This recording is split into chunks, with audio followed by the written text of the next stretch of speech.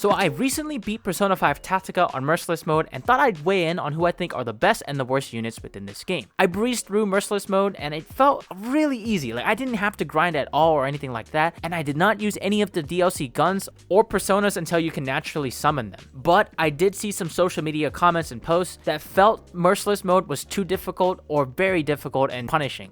Difficulty is subjective based on your gaming experience, and to me, I clicked with the positional battle system very fast, and it was pretty easy to abuse as well, so maybe that's why it was easier for me, I don't know. But what I do know is that because I breezed through Merciless mode, that must mean that I have a pretty good idea on what is strong with the characters within this game. And that's good news for everybody because I personally think every unit in this game are usable, viable, and you can play the whole game on Merciless with them, no problem whatsoever. But in my very subjective opinion, there are 3 traits that I value above all else, which makes a character better than others. The first is movement. The more movement you have, the better you are at this game, because the more movement you have, the bigger a triangle you can form, and you can geometry your enemies to death. Triple threat attacks are super OP in this game. They heal you, they deal tons of damage, and they are an AoE nuke. So if you can just chain like 2, 3, 4 different triple threat attacks all the time that covers almost the whole map, you're going to be clearing very fast. And to do that, you're going to have a high mobility character doing once more all the time to get them to certain places and positions that you want them to.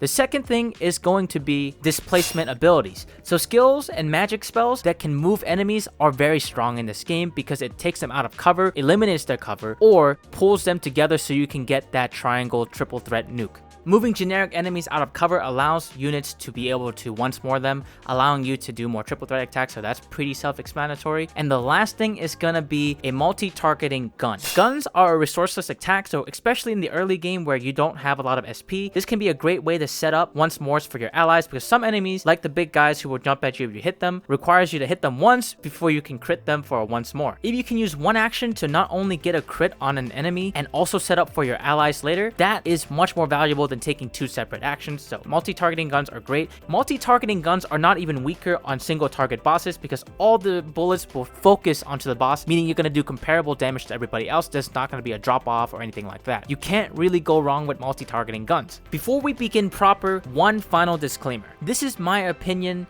It is subjective, and it can be different than yours, and if you disagree with anything on this list, let us know in the comments below. I'm sure in an optimal setting with a persona built for each character, the tier list would look pretty different.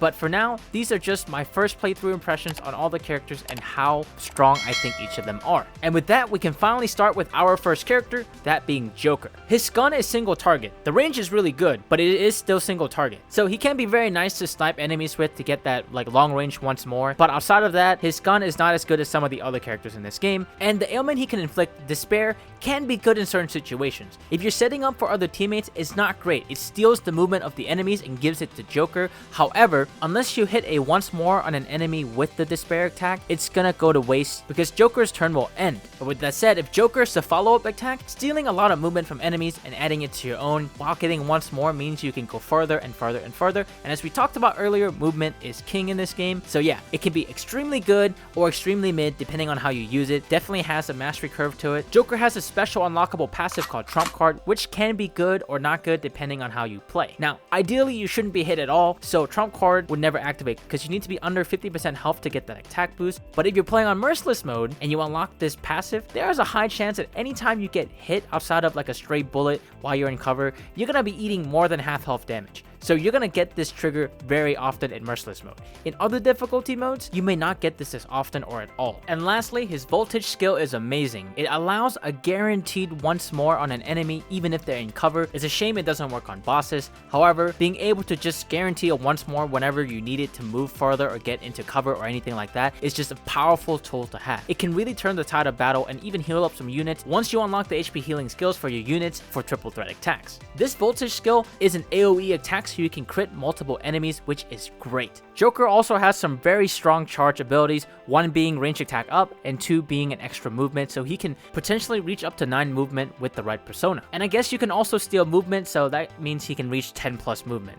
Nice. Joker also has the ability to buff all of your teammates' gun damage at max skill level passively. Gun damage is so important in this game, and it's the only way you're going to hit certain bosses in this game, so goated. And lastly, he has above average movement at 6 that can be upgraded to 7 later on in the game. Joker is easily S+ because he's so versatile, so very strong, and the ability to proc once more whenever he needs to is pivotal in getting you out of tough spots, because that's an automatic triple threat attack, healing your allies. Can't go wrong with Joker. High movement, high damage, cool ability, especially on Merciless mode. Next up is Erina. And Erina is a special character because she cannot equip a persona. However, she makes up for it with a lot of different good things in her kit. 1, she can heal people if you unlock her healing skill. 2, her gun is multi-targeting, it's a Glock, and it's amazing, especially in the early game. And 3, her Flags of Freedom voltage skill, especially once it's upgraded, is very, very strong. It takes away the enemy's cover, gives your allies covers, and then heals you. Freaking amazing. She is also the only character who can buff people with the ambush skill, which allows you to go into like an Overwatch mode. If an enemy walks in your range, you basically shoot at them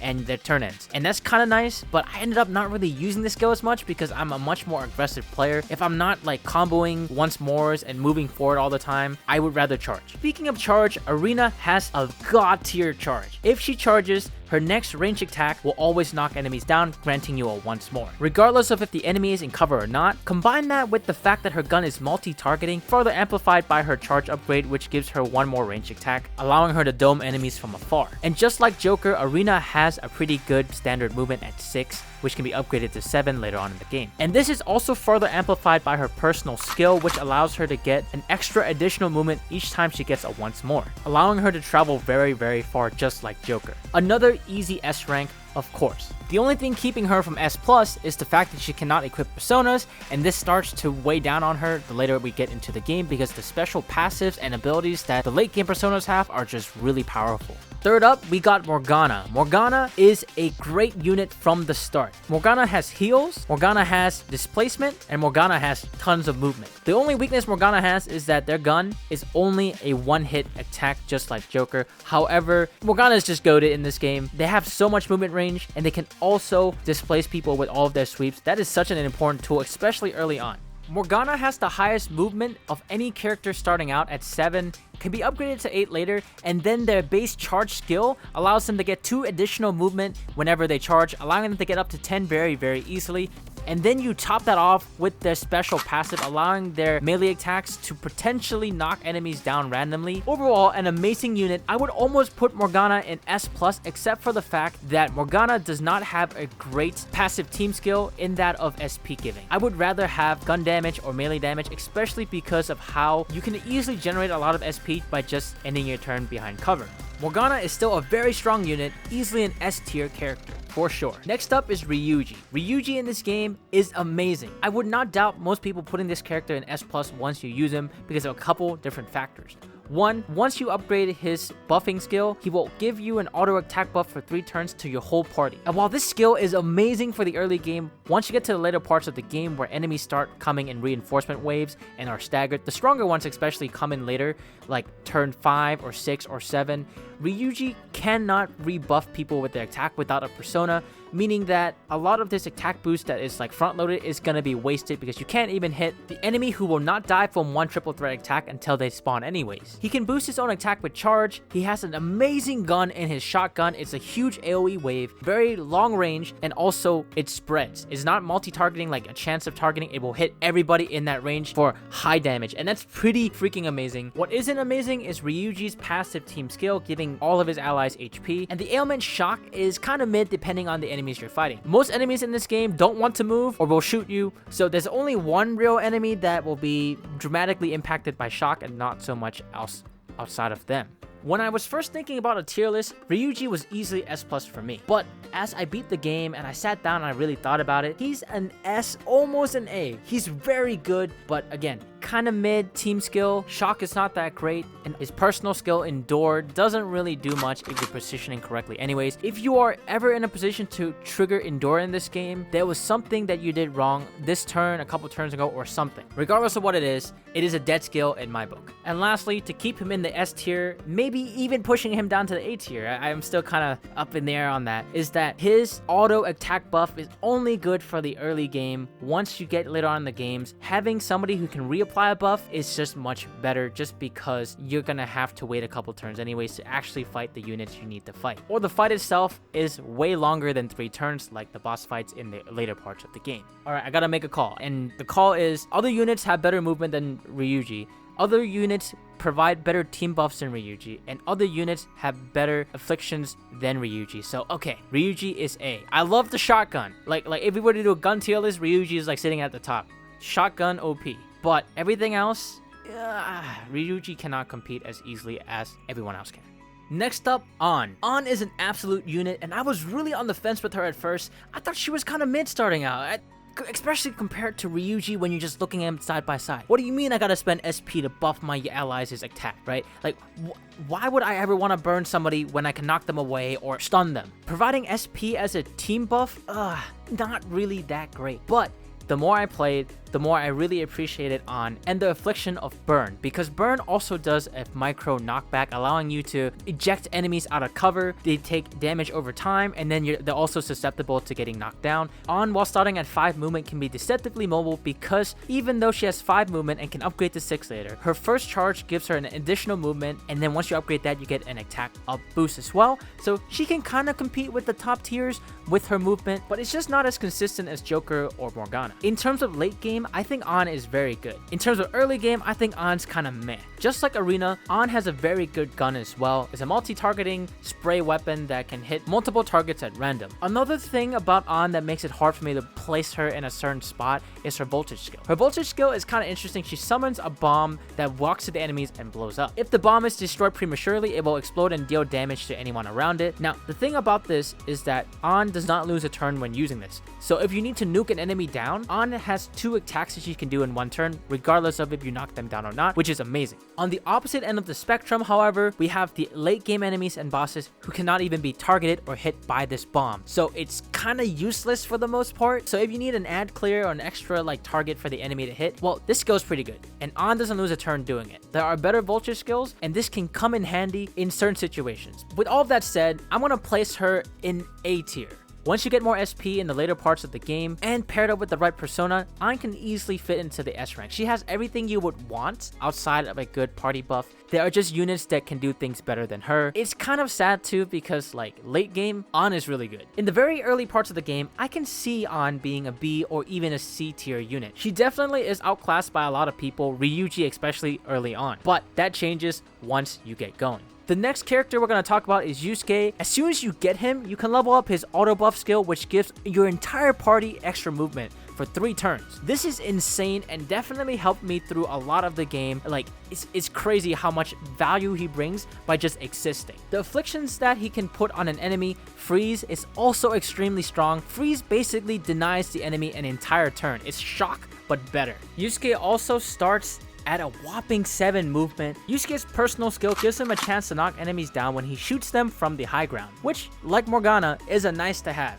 You might not always get the knockdown, but getting a chance to knock down, getting a chance to crit, always nice. Allows you to potentially extend your turn and do even more destruction to the enemy. Yusuke's main drawback is really his gun is single target damage. It has very good range though, so it's not even that bad. And his voltage skill, Shadow Clone Jutsu, is not the greatest skill ever. I would rather use the voltage skill on literally anything else. It seems really useful and it can be really useful, but it's one of those things, just like Ryuji's personal skill, is that if you had to use this, you probably made a mistake a couple turns ago. Regardless, as soon as he joins your team, he is an amazing asset for everybody involved. Movement is great utility, and once you unlock his personal skill, he becomes a roof sniper, which is great. S+ easily. Next up is Makoto. Makoto is interesting.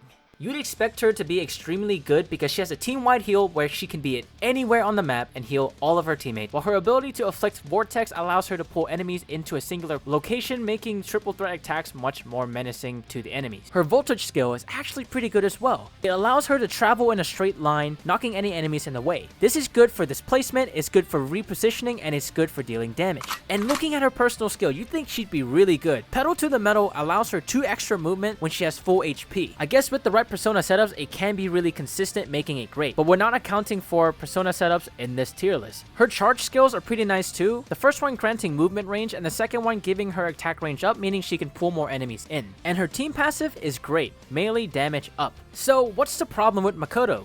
Two things. One, her movement range starts at 5, can be upgraded to 6, and depending on your charge or the 2 extra movement from having full HP from her passive, those can add up, but they're not consistent. Starting out early game, she's gonna have less mobility than a lot of other characters, and that's paired up with a gun that also has really low range and also does single target damage. I can kind of understand why her and Haru have limited movement range, because the ability to afflict push and pull in this game where positioning matters a lot is actually really OP. So where would I put Makoto? In the early game, I would give her a C, just because she's not that easy to use. She really needs the extra mobility and skill range to shine. Once you get to the late game, I would say she's A rank. So for the overall tier, I'm going to put her in B, with the caveat that she is really good at late game, but early game, she can kind of struggle quite a bit, just like An. And comparing her again to An is stronger just because An's voltage skill does not cost an action for An, so she can do that and then do something else. Burn not only knocks back a little bit and displaces, but the burn also does extra damage. And then of course, the big deciding factor is that An's gun has more range and is multi-targeting and it's a spray gun versus Makoto's single shot. Last but not least, let's talk about Haru.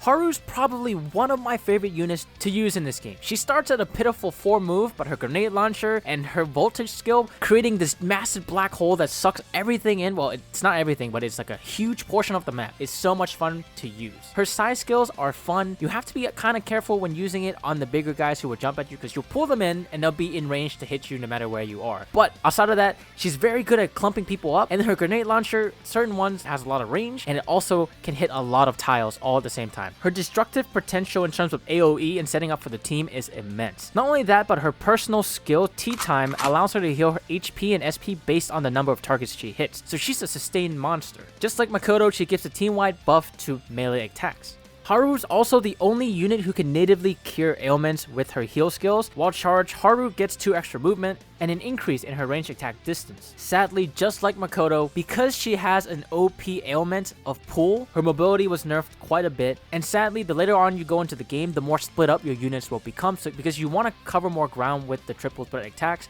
meaning her heals will not be effective for anyone else but her because she won't be in range due to her low mobility, and that doesn't even matter because her T-time will heal her anyways, so it's not really that useful for healing or for keeping up with the team sometimes. In certain circumstances, she's great. In smaller maps with staggered spawns, Haru can keep up quite well, but in big maps or maps where all the enemies are already out, she's gonna have a hard time keeping up with the rest of her teammates. I do like her a lot. I find that she's very fun to play. She's very viable, but out of all the cast, she definitely is the weakest link here, sadly. But she's not unusable. She's not even just kind of usable. She's good, but everyone else is just better. So B rank. And that pretty much wraps it up. As you can see, every unit is perfectly viable and strong for almost any mission type. Some will excel better than others at certain things. Early game, it can feel really bad if you don't have mobility, so Yusuke can patch that up for both Makoto or Haru if you increase his little passive buff skill very early. The characters are all really close together in power. You can make anyone work with the right persona setup. This tier list is just my opinion. If you disagree or have any further questions, let me know in the comments below. Otherwise, if you want to see more videos like this, support your boy, hit that like button, and consider subscribing for more content.